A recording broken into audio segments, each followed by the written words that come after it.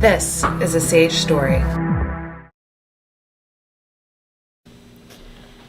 My name is Lorraine Johnson, and I identify as bisexual, and I'm 51 years old. So, bisexual is a term that's not really talked about that much in the community, and I find that very few people, while they may identify as bi, they don't say so. I call it the silent letter. We talk about lesbian, we talk about gay, we've gotten to where we can talk about transgender, which is great because that was a long time coming. We don't talk about the B. And when I do hear somebody mention it, it's usually in kind of a flippant or a little bit derogatory, bi, we don't get those people.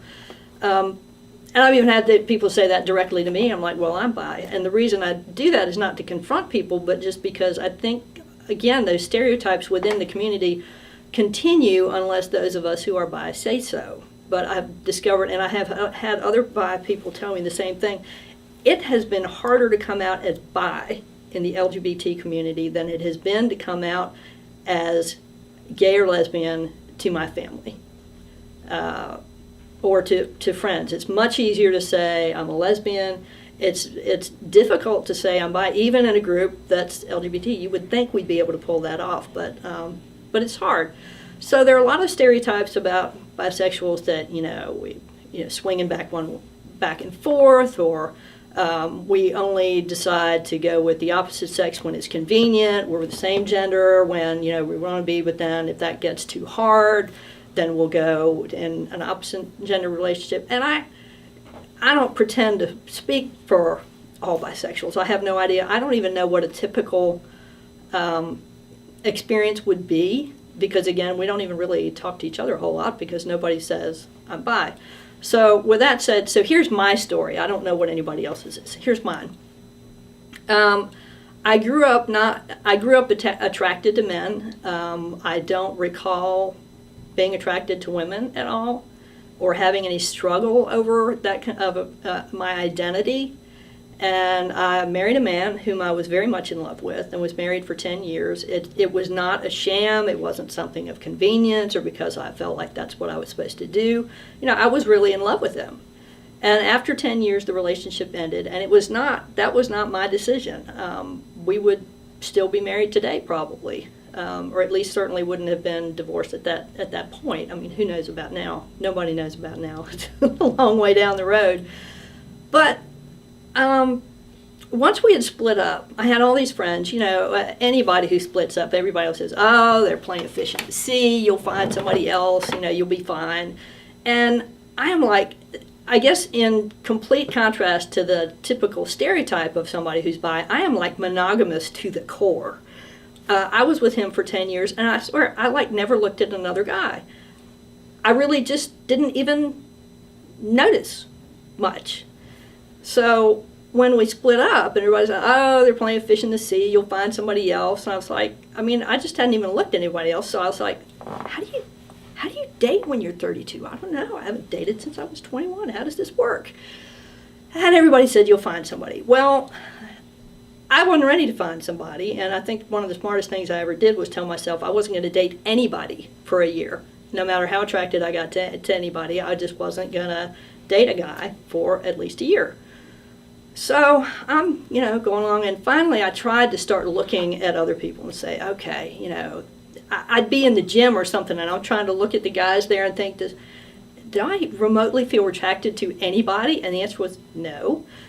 So that wasn't getting anywhere. I just didn't feel like I was attracted to anybody. And I'm not a people watcher, which, kind of made it worse.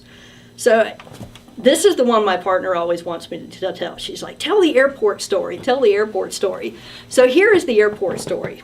I'm stuck in Pittsburgh. I was up there on a job interview, and got stuck. The plane was delayed. So I'm sitting in the Pittsburgh airport for hours and bored out of my mind. So finally I'm sitting there in one of those little benches or on a rocking chair, I don't remember.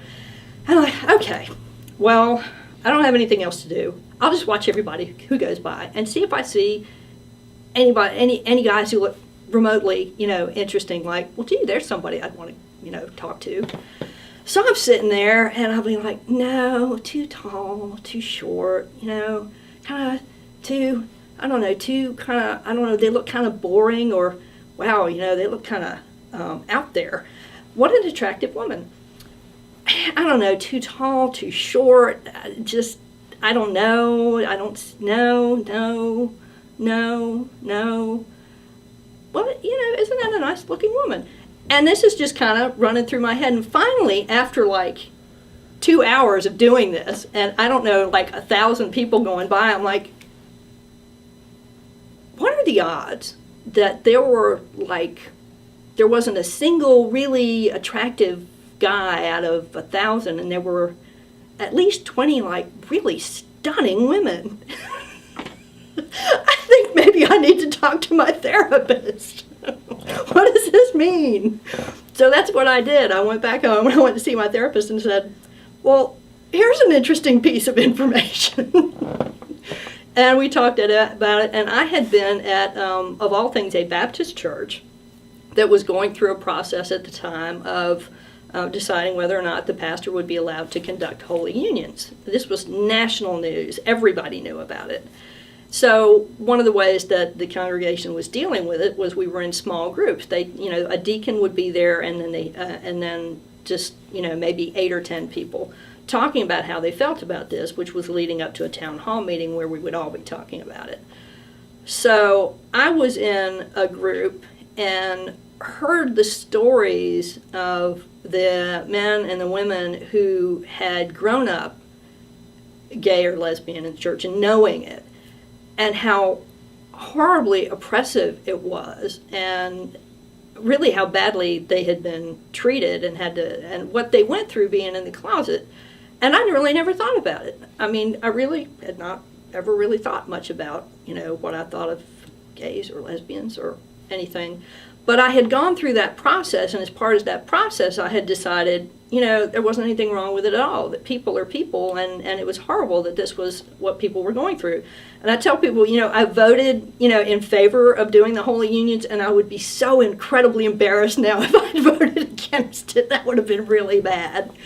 But I think that made me feel open when that happened. It made me aware enough to think about, well, what does it mean that I've seen all these really attractive women and there don't seem to be any attractive men? Otherwise, I think I probably would have just put it out of my mind and kind of kept on going. But as it was, I just, continued to try to deal with that and what it meant. And I tell people now, I've been with my partner for 18 years, and we are very, very happy. I told you I was monogamous to the core, and that's pretty much what I meant. We're very happy.